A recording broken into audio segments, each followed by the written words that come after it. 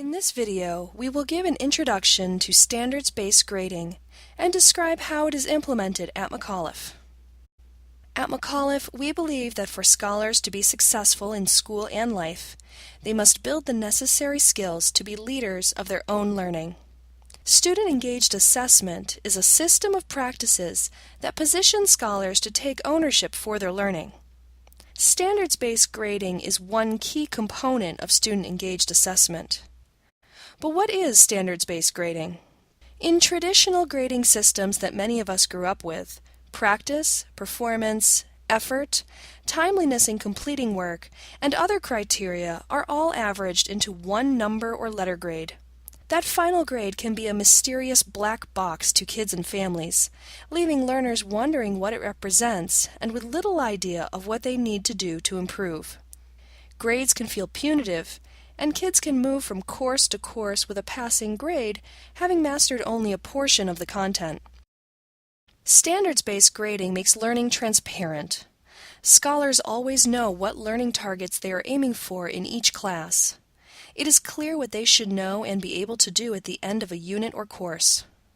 The descriptors in standards-based grading describe scholars' progress towards specific learning targets, making it possible for kids and teachers to identify the areas in which scholars need more practice.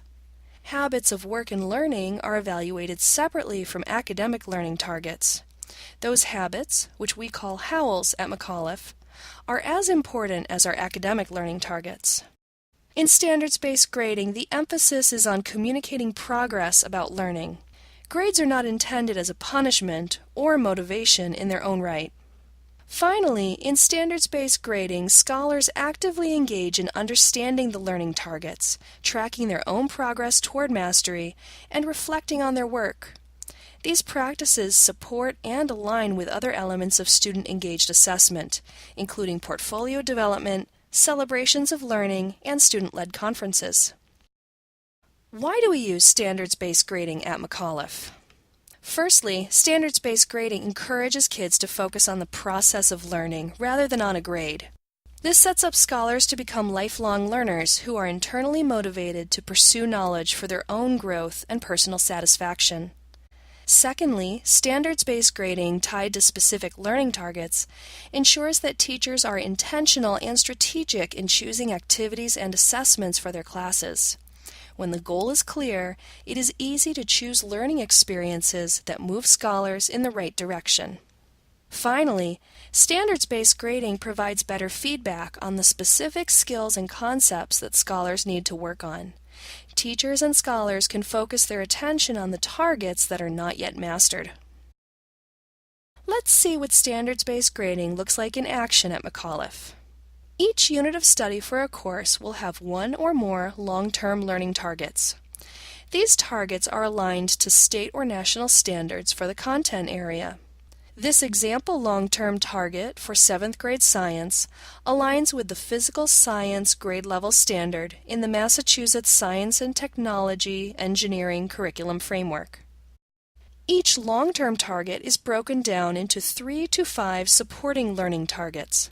As scholars show mastery of each supporting learning target, they move toward mastery of the long-term learning target. Mastery of supporting learning targets is evaluated through summative and formative assessments.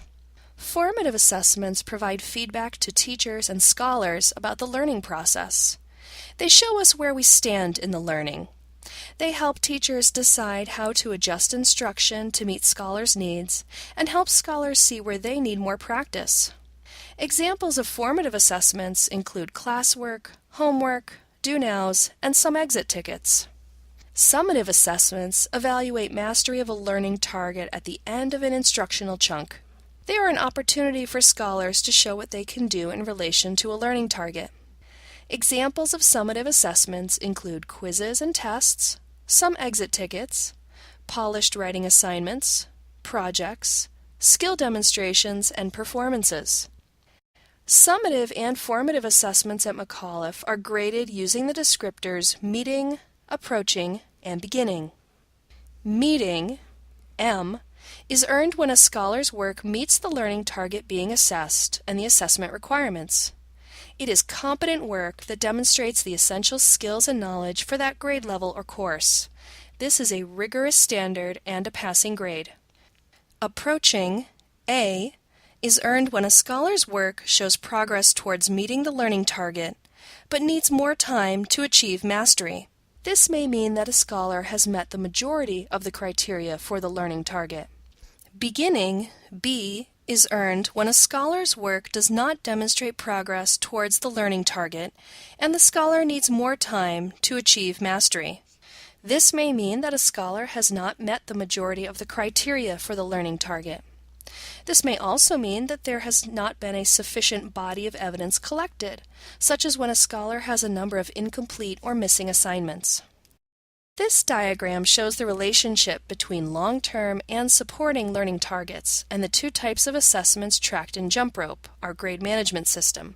Imagine having 3 to 5 pieces of evidence that inform understanding of a scholar's progress on a supporting target. These pieces of evidence happen over the course of several weeks and build on each other. Teachers track scholar achievement in Jump Rope for these summative assessments, assessments of learning, which in turn provides scholars and families a snapshot of progress. Meanwhile, teachers use formative assessments, assessments for learning, along the way, helping scholars know where they are at and helping teachers make instructional decisions and adjustments based on scholars' needs. Although teachers track both summative and formative assessments in Jump Rope, only summative assessments contribute to the overall grade for a learning target. Formative assessments are tracked for informational purposes only. Scholars regularly engage in self-assessment of their progress toward their long-term and supporting learning targets. They use classwork and rubrics to self-assess and build their body of evidence to demonstrate the progress that they made toward the target. So far, our examples have focused on academic learning targets, but scholars' progress in mastering the habits of work and learning, or HOWLs, are also assessed in each course. In each unit of study, teachers provide instruction on and assess at least one HOWL: collaboration, perseverance, responsibility, or inquiry. Let's see what that looks like in practice. In the 7th grade science unit on energy, the howl of responsibility is taught and assessed. The focus of the long-term HOWLs target, I can be a leader of my own learning, is narrowed to the supporting HOWLs target, I can complete my work on time. The same fire pit open response summative assessment that was used as evidence for the academic learning target, I can explain how thermal energy is transferred through conduction, convection, and radiation, is also evaluated in the context of the HOWLs target, I can complete my work on time. By separating out the academic learning targets and HOWLs targets, we get a clear picture of how scholars' mastery of lifelong learning skills are progressing, distinct from their content knowledge. McAuliffe communicates with families about scholars' progress via the Jump Rope grading website. Let's return to the example of the 7th grade science unit on energy. Here we see the long-term learning target is in bold print. I can explain how energy is transferred through various systems in the natural world. This scholar is not yet meeting the criteria of the long-term learning target. His performance is approaching. What does he need to improve in order to meet the long-term target? We can see the 3 supporting targets listed below.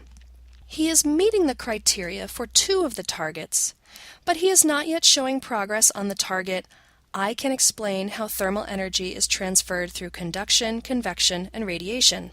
It is clear where the scholar and teacher need to focus their work. We also see the scholar's performance on the long-term HOWLs target of responsibility. This scholar is showing that he can be a leader of his own learning because he is meeting the criteria for the supporting target, I can complete my work on time.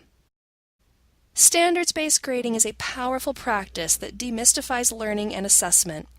We hope that you have found this video helpful in understanding standards-based grading at McAuliffe.